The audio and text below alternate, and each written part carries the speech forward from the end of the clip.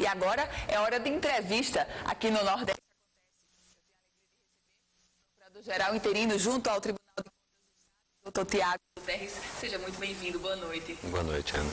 Doutor Tiago, nosso assunto Uber. O senhor, inclusive, traz o entendimento de que o serviço desenvolvido a partir desse aplicativo Uber é legal, foi uma temática, um entendimento que o senhor trouxe jurídico e já desencadeou até uma decisão judicial. Por que o Uber é legal, doutor Tiago? Bom, Ana, o Uber é legal porque não existe nenhuma lei proibindo. É simples assim, né? Então, a Constituição, ela diz, né, que você só pode ser proibido de fazer alguma coisa se houver uma lei específica tratando disso. Então, se não existe lei, é porque plenamente é permitido. No caso do Uber, ainda tem uma particularidade. Na verdade, existe uma lei federal, que é a lei que define a Política Nacional de Mobilidade Urbana, que faz uma distinção entre os serviços de transporte individual de natureza pública e o transporte individual de natureza privada. O transporte individual de natureza pública são aqueles serviços prestados pelos taxistas, né? Um serviço tradicional. E o de natureza privada são aqueles motoristas que você contrata livremente quando precisar. Então, o Uber, e esse entendimento é um entendimento jurídico que está prevalecendo em todo o Brasil, ele se encontra nessa segunda categoria, que é o transporte individual de natureza privada. E sobre esse transporte, não existe nenhuma lei regulamentando, nem no âmbito federal, nem no âmbito municipal. Só existe uma lei no âmbito do município, que é a lei que disciplina o serviço dos taxistas. Então, não dá para aplicar essa lei dos taxistas para esses motoristas vinculados ao Uber. Então, é um regime diferenciado, então você não pode aplicar um para outro. Doutor Tiago, a STTU, a Secretaria de Mobilidade Urbana da Prefeitura de Natal, tem trazido como argumentação para multar os carros que operam com Uber o fato de que o Conselho Nacional de Trânsito proíbe qualquer outro tipo de serviço que não o serviço legal, ou seja, o serviço de taxista. Como é que o senhor observa essa determinação ou essa decisão do CONTRAN? Isso, na verdade, eu discordo desse posicionamento. Eu acho que quando a lei de trânsito, ela trata que você não pode, os serviços que não são licenciados, eles não podem trafegar, são aqueles para os quais se exige uma licença, né? Então, para os taxistas, é exigida uma licença dentro de toda essa regulamentação no âmbito do município. Então, caso alguém se ofereça um serviço como taxista, pegando passageiros ao longo das ruas, parando em pontos específicos, né, fixos próprios para taxistas, ele estará prestando um serviço ilegal, porque ele está descumprindo a legislação dos táxis. No entanto, o regime de transporte individual privado, que é o serviço prestado por motoristas, ele nunca foi proibido. Qualquer pessoa pode contratar um motorista para o seu serviço, para levar seus filhos à escola, para levá-lo ao trabalho, para levá-lo para qualquer destino que você queira. E esse serviço nunca foi regulamentado, nunca se exigiu desses motoristas uma autorização da prefeitura, nada disso. Os motoristas do Uber, eles se enquadram nessa categoria.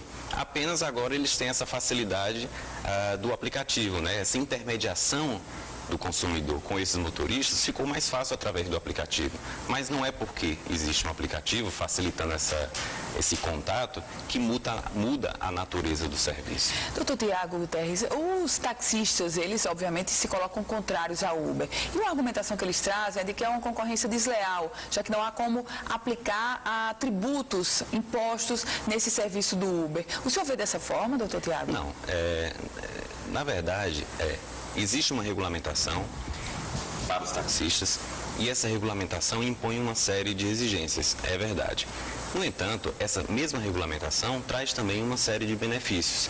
E um desses benefícios, na verdade, o principal, são os benefícios fiscais. Então, o taxista, por exemplo, quando ele vai comprar um veículo, ele tem isenção de IPI, ele tem isenção de IOF no caso de financiamento e tem isenção também no âmbito estadual de IPVA.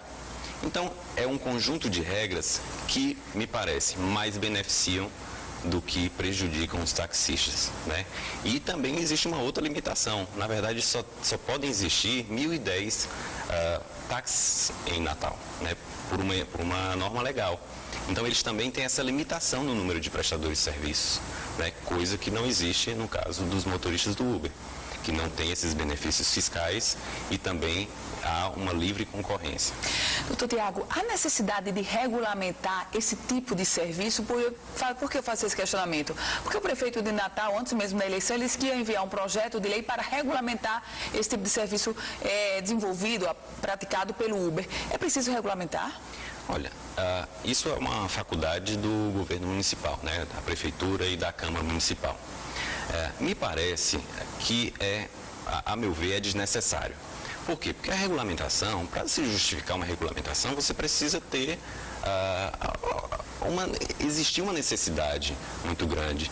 E o que a gente percebe no caso do transporte individual privado é que, sem regulamentação, ele funciona muito bem. Os consumidores estão satisfeitos. Tanto é que o Ministério Público Federal, em nota técnica recente, emitida em agosto, e trazendo um estudo do Conselho Administrativo de Defesa Econômica e também do Ministério da Fazenda, por meio da Secretaria de Acompanhamento Econômico, o que ele sugere? Uma desregulamentação dos serviços de táxi. Porque o que se está percebendo é que, na verdade, os serviços de táxi é que foram muito regulamentados, tiveram uma regulamentação muito rigorosa. E aí, então, a hora talvez seja o momento de começar a tirar essas exigências. E nesse ponto, a reclamação dos taxistas, ela é verdadeira, né? Porque eles reclamam que eles têm que se submeter a muitas exigências. Então, talvez seja a hora de começar a retirar essas exigências dos taxistas para que eles possam também competir de forma mais livre, sem muita burocracia, sem muita exigência, e quem sabe isso pode até baratear os custos para o consumidor. Doutor Tiago, como é que se encontra hoje a situação do Uber na capital potiguar? Por que eu faço essa pergunta? Porque tem um entendimento, tem uma decisão judicial proibindo a STTU de multar, mas por outro lado o senhor já emitiu um parecer pela legalidade do Uber. Do ponto de vista legal, o Uber hoje pode ser desenvolvido esse serviço na capital? Hoje o serviço do Uber é perfeitamente legal e ele está liberado no âmbito da capital potiguar. Assim que a Secretaria de Mobilidade Urbana comunicou começou a autuar os motoristas, nós entramos com uma representação junto ao Tribunal de Contas para que o tribunal determinasse que a Secretaria de Mobilidade Urbana se abstivesse de autuar esses motoristas, dizendo o quê? Que o regime do sistema de transporte individual de passageiros atualmente existente, ele não alcança esses motoristas e, portanto, ele não está no âmbito da fiscalização da Secretaria. E aí, o conselheiro Poti, em decisão monocrática, acatou esse posicionamento e deferiu essa medida cautelar. No dia seguinte, o Ministério Público Comum, por meio da Promotoria de Defesa do Consumidor, ingressou com uma ação civil pública e logo em seguida a juíza da 5ª Vara da Fazenda Pública deferiu o pedido liminar do Ministério Público Comum e liberou também o serviço do Uber na capital, determinando à Secretaria de Mobilidade Urbana que não autuasse nem tomasse qualquer medida restritiva quanto a esses profissionais. Doutor Tiago, há como a gente fazer um paralelo desse serviço do taxista e do Uber com o serviço intermunicipal? Isso por quê? Porque o DR já avisou que vai começar a multar e apreender aqueles carros que fazem serviços particulares com uma quantidade limitada de passageiros por entender que é um serviço ilegal. Como é que o senhor vê, doutor Tiago?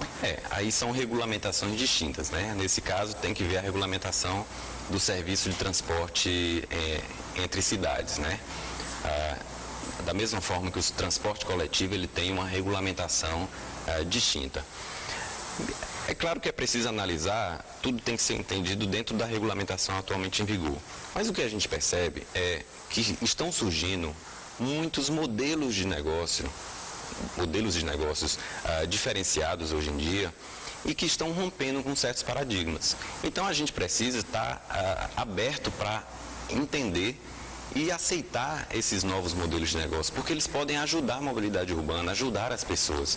Então também no serviço de transporte entre cidades, já existem aí, já estão sendo desenvolvidos algumas tecnologias novas, aplicativos semelhantes ao Uber, só que para o transporte entre cidades. Da mesma forma, já existem aplicativos para fazer rota de transporte coletivo, né, ponto a ponto, em que a pessoa vai chamar o transporte, uma van, por exemplo, e ela vai pegar você no seu ponto e levar ao seu destino final, sem você precisar passar por pontos, né, de ônibus ou de transporte coletivo, sem precisar fazer baldeação, né, pegar vários transportes. E aí o veículo vai apenas fazendo pequenos desvios para pegar outros passageiros.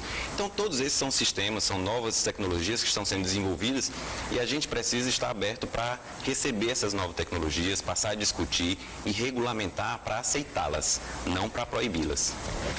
A gente conversou aqui no estúdio com o Procurador-Geral Interino junto ao TCE, Tiago Guterres. Doutor Tiago, fala alegria recebê-lo. Muito obrigada. Muito obrigado, Ana. Obrigada, boa noite. Se você quiser rever essa entrevista completa, é só acessar www.politicaemfoco.com, um site especializado na política do Rio Grande do Norte e do Brasil. O Nordeste Acontece, vai ficando por aqui.